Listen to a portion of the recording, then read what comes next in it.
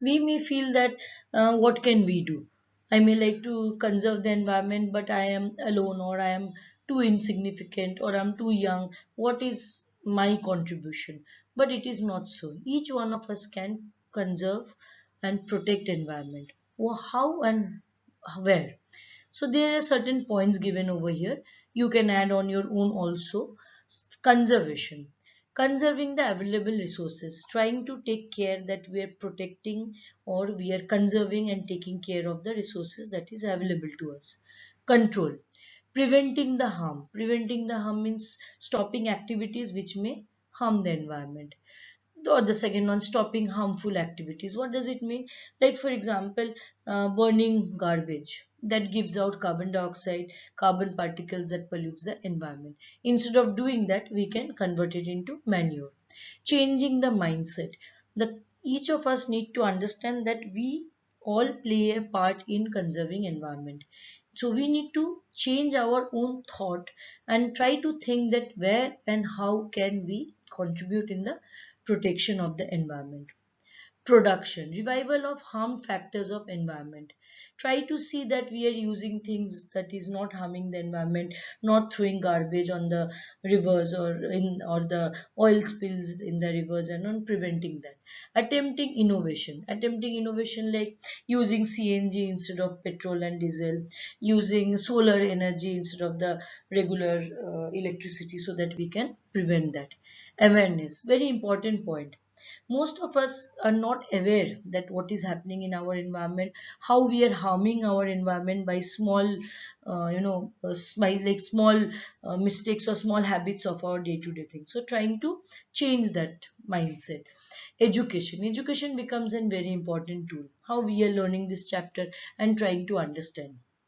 Guidance, helping somebody, guiding somebody that what they can do to prevent the wastage or prevent the harmful activities. Awareness, creating awareness among people, like for example simple habit like water. Many a times, people, you'll be seeing that when they're brushing their teeth, they keep the tap open and they continue to brush their teeth without even realizing that they're wasting water. So instead of that, close the tap when you're washing, when you're brushing your teeth or washing the clothes or washing the utensil. It's a very simple step. But imagine it's one house multiplied by number of houses in the building, multiplied by the whole area. We will end up saving a lot of water, and water is a very important resource. We can start planting small plants in our balconies and in our windows, and some amount of oxygen will be created. So that awareness, that how can we conserve, that is important. Imitation means copying good habits, following good habits. Sometimes we see that, small children, they keep tearing pages and throwing, playing with paper pieces and things like that. Now we need to understand that is something which is harmful, because every time you are wasting paper, you are harming the trees indirectly. Then organization and participation. Either we can organize ourselves some awareness activities, like for example in schools we have programs for environmental days, or we participate into it. We have street plays, we watch movies, we create slogans and things like that, which can help us to create more awareness among the people. Prevention, prevent as much harm as possible. See that each and every action of yours should be such that it is not harming the environment, rather it is conserving the environment or saving the environment. Designing new plans, try to think of different ideas which will be helping us in prevention. Nowadays we know that each of us are using a lot of resources. We use lot of electricity, we use lot of water and everything.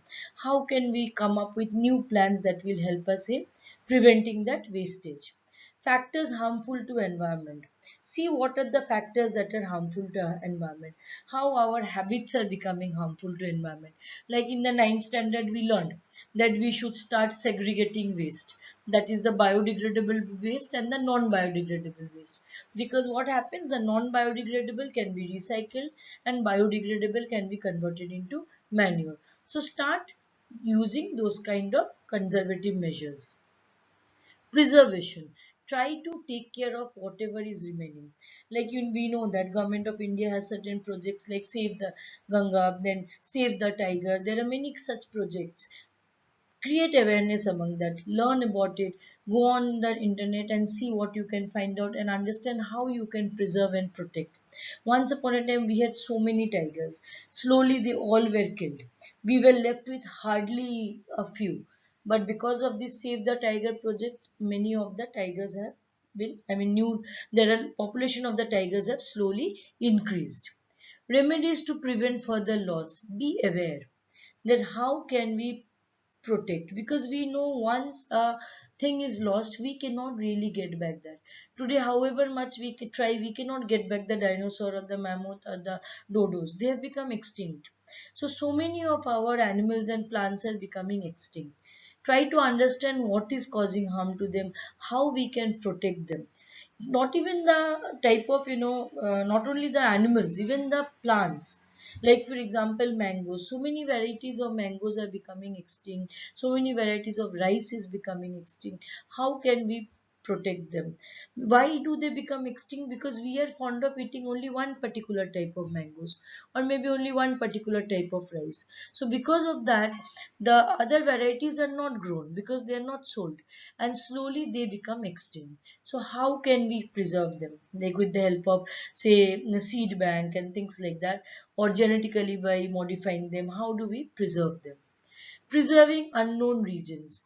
There are a lot of places which we have not, you know, we are not aware of. Certain interior parts of the country, certain jungles and all, try to preserve them. We learned about sacred groves. See how in the sacred groves they are preserving the local varieties. So that is how we need to take care. So in short, if you try to understand that each one of us are responsible for our action.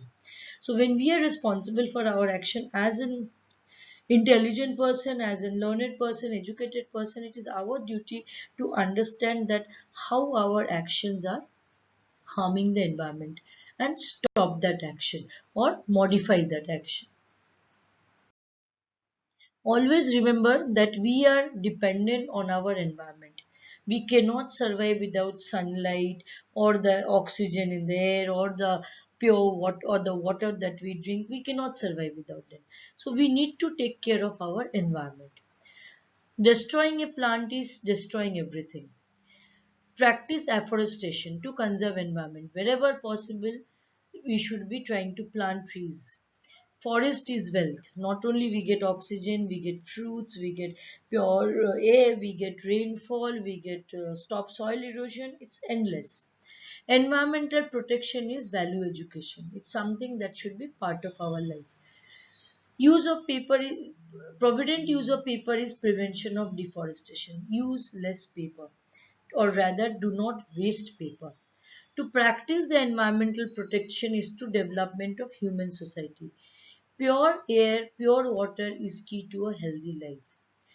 WWF published a survey in 2008. According to it, about 30% of animal species have become extinct over the last 35 years. So imagine in the last 35 years, we have landed up nearly killing 30% of our environment or the plants and animals. So it's high time that each one of us become responsible, aware, and take care of the environment. Thank you.